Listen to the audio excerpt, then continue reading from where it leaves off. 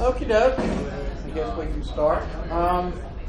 There's going to be a lot of repetition within this lecture and between this lecture and the one Dr. Fernandez gave either early this week or last week, I don't remember which. But today's dissection is one of the more difficult because you're dissecting a whole mess of little structures that are in an area about the size of a ping pong ball. And unfortunately, it's not an exposed ping pong ball, it's deep in a cavity. So it's good if you have a pretty firm basis of what you're looking for. That way you can see it even if you close your eyes. Okay, so temporal and infratemporal foci, mainly the latter. Let's just review a little bit of the bony anatomy from our skull session. So obviously your frontal, the temporal bone, all this. The zygomatic arch right here. The styloid process down there, the external acoustic meatus, the sphenoid coming here with these pterygoid plates down there, the maxilla.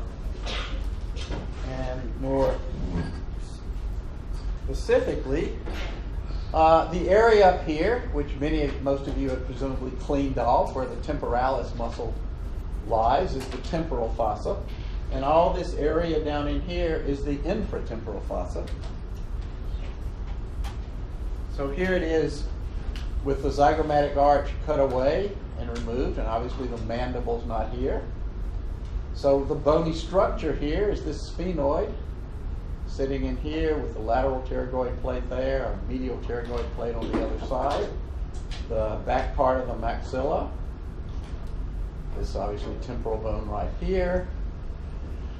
Way up in here, right, is the pterygopalatine fossa, that space in there with a little hole going through into the nasal region, the sphenopalatine foramen. Anteriorly, opening into the back of the orbit, is the inferior orbital fissure. Those are the main things. The reason I'm making a big deal, and I'll show this again later, is that many of the structures that you're going to find in here are not going to end there. They're going to continue forward. And some of them will go into the back of the maxilla and into the upper teeth. Some of them will go through the sphenopalatine foramen, into the nose. And some of them will go into the inferior orbital fissure and go through through parts of the maxilla and then down into the face. So there's a lot of bony structure here. Many of the structures that we're going to see today are going to continue on towards the anterior parts of the face that you'll be opening up and dissecting in later weeks. So as I was saying, there was that pterygopalatine fossa in there, and then there's a sphenopalatine foramen, a big hole, and the structures that we're going to see many of the structures that go into the pterygopalatine fossa there are then going to come through the sphenopalatine foramen and go into the nasal region, which we will see later. Just to review once again. So remember, this pterygopalatine fossa is a space, okay?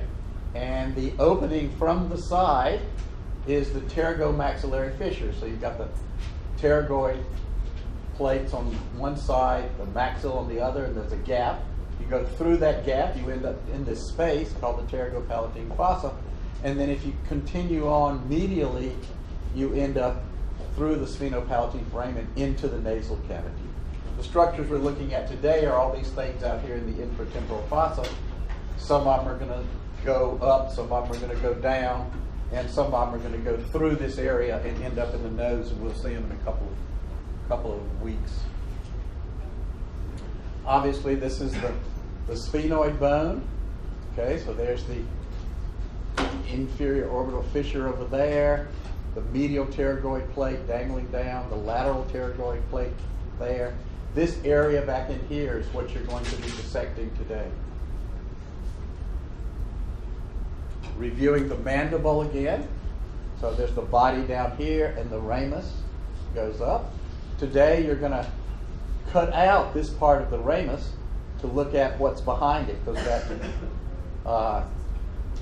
the infratemporal fossa lies deep to this, so you have to sort of chop this out, take it aside so you can dive in behind there.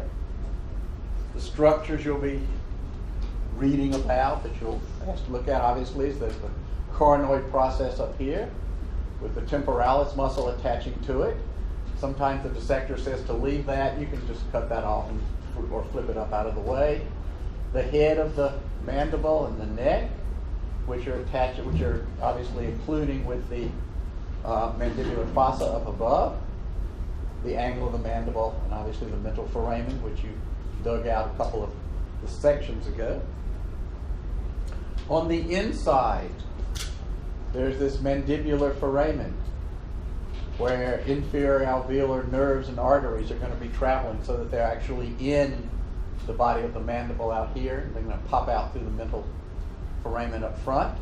There's a little groove called the mylohyoid groove, where there's going to be an artery and a nerve coming off here, going down to the mylohyoid muscle, which is lying down there. And then up front, there's the digastric fossae, which we saw earlier. Oops. Right, so the head of the mandible is articulating with this area back up here, the mandibular fossa, sometimes called the glenoid fossa. And you can see it's not a flat surface.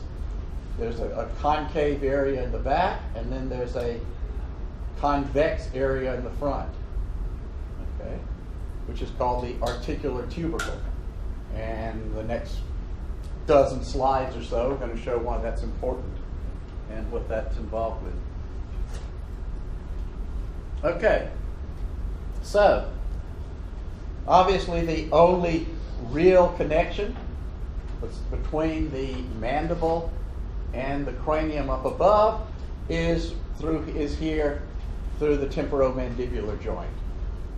Okay, so the head of the mandible up here articulates, okay, with the mandibular fossa up here, with the fossa up here, and in between these, there's a joint capsule surrounding this joint. It's what's known as a synovial joint. So there's a capsule around it, and the area between these two surfaces is filled with a fluid, synovial fluid.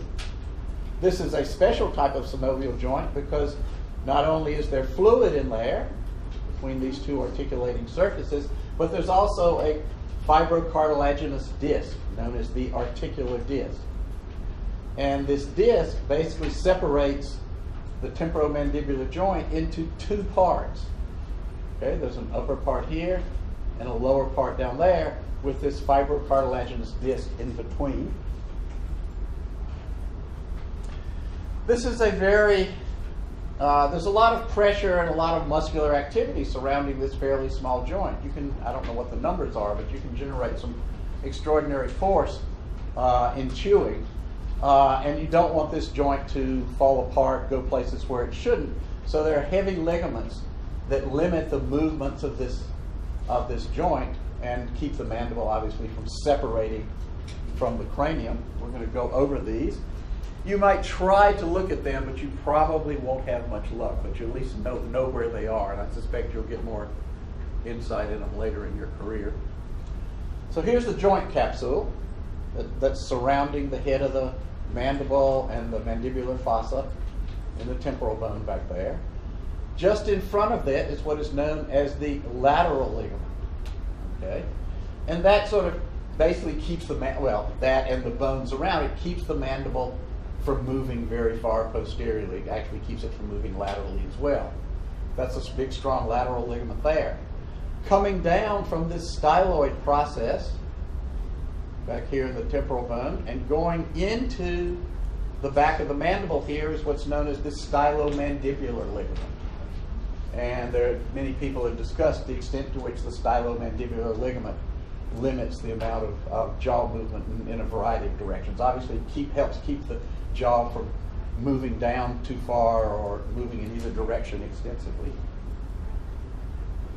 On the inside, so there's your stylomandibular coming down to the angle of the jaw. On the inside, there's another strong ligament, the sphenomandibular ligament, and it attaches to the ramus basically around this foramen. So just lateral to it on the inside of the ramus is the sphenomandibular ligament. And that basically limits the extent to which the mandible can